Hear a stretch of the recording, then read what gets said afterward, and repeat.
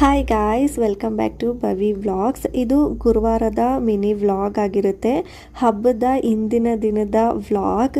So ಹಬ್ಬ ನಾಳೆ ಅಂದರೆ ಶುಕ್ರವಾರ ಹಬ್ಬ ಇದೆ ಅಂದರೆ ಗುರುವಾರನೇ ತುಂಬ ಕೆಲಸ ಇರುತ್ತೆ ಅಲ್ವಾ. ಅದಕ್ಕೆ ನಾನು ಮನೆಯೆಲ್ಲ ಗಂಜಲ ಹಾಕಿ ಹೊರಿಸ್ಕೊಂಡು ಹಾಗೆ ಲಕ್ಷ್ಮಿ ಕೂರಿಸೋ ಜಾಗನೆಲ್ಲನೂ ನಾನು ಗಂಜಲ ಹಾಕಿ ಒರೆಸಿ ಇಟ್ಕೊತಾ ಇದ್ದೆ. ಹಾಗೆ ಪ್ರತಿ ವರ್ಷ ನಾನೇ ಮನೆಯಲ್ಲಿ ತುಪ್ಪ ಮಾಡ್ತೀನಿ ದೇವರಿಗೆ ಅಂತ ಕೆನೆ ಎತ್ತಿಟ್ಕೊಂಡು ತುಪ್ಪನ ರೆಡಿ ಮಾಡಿ ಇಟ್ಕೊಂಡಿದ್ದೆ. ತುಂಬಾ ಚೆನ್ನಾಗಿ ಬಂದಿತ್ತು, ಜಾಸ್ತಿ ಕ್ವಾಂಟಿಟಿನೇ ಸಿಕ್ಕಿತ್ತು ಈ ಸಲ ತುಪ್ಪ.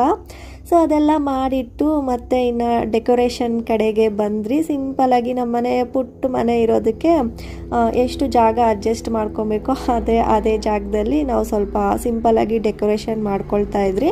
ಬ್ಯಾಕ್ಗ್ರೌಂಡ್ ಈ ಥರ ಒಂದು ಸ್ಕ್ರೀನ್ ಹಾಕ್ಕೊಂಡು ಟೇಬಲ್ಗೆಲ್ಲ ಲೈಟಿಂಗ್ಸ್ ಎಲ್ಲ ಹಾಕಿ ಅನಿಲ್ ಕೂಡ ಬಂದಿದ್ರು, ಬೇಗ ಬಂದು ನನಗೆ ಎಲ್ಲ ಹೆಲ್ಪ್ ಮಾಡಿ ಕೊಡ್ತಾ ಇದ್ರು. ಇನ್ನು ಪೂಜೆಗೆಲ್ಲ ಏನೇನು ಬೇಕೋ ಅದನ್ನೆಲ್ಲ ರೆಡಿ ಮಾಡ್ಕೊಳ್ತಾ ಇದ್ದೆ.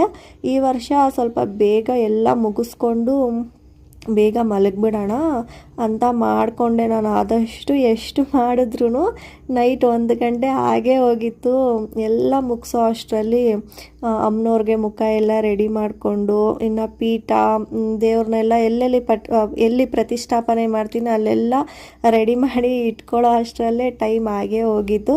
ನಾನು ಈ ವಿಡಿಯೋನ ಕಂಪ್ಲೀಟಾಗಿ ಏನು ಪೂಜೆಗೆಲ್ಲ ಪೂರ್ವ ಸಿದ್ಧತೆಗಳು ಪ್ರಿಪ್ರೇಷನ್ಸ್ ಎಲ್ಲ ಏನು ಮಾಡ್ಕೊಳ್ಬೇಕು, ಹೇಗೆಲ್ಲ ವಿಧಾನಗಳಿದೆ ಅನ್ನೋದನ್ನು ಕಂಪ್ಲೀಟ್ ವಿಡಿಯೋ ಮಾಡಿ ನಾನು ಹಾಕಿದ್ದೀನಿ.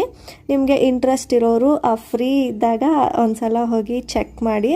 ಹಾಗೆ ರಂಗೋಲಿ ಎಲ್ಲನೂ ಬಿಟ್ಟಿದ್ದೆ, ತುಂಬಾ ಚೆನ್ನಾಗಿ ಬಂದಿತ್ತು ರಂಗೋಲಿ, ತುಂಬ ಚೆನ್ನಾಗಿ ಕಾಣಿಸ್ತಾ ಇತ್ತು. ಸೊ ಹಾಗೆ ಎಲ್ಲ ಪೂಜೆಗೆ 3:30ಗೆ ಪೂಜೆ ಎಲ್ಲ ಸ್ಟಾರ್ಟ್ ಮಾಡಬೇಕಿತ್ತು. ಅದಕ್ಕೆಲ್ಲ ಏನೇನು ಬೇಕೋ ಎಲ್ಲನೂ ರೆಡಿ ಮಾಡಿ ಇಟ್ಟು 1 ಗಂಟೆ ಆಗಿತ್ತು. ಮಲಗಿ 2:15ಗೆಲ್ಲ ಎದ್ದುಬಿಟ್ಟಿದ್ದೆ ನಾನು. ಎದ್ದು ಸ್ನಾನ ಮಾಡಿ ರೆಡಿ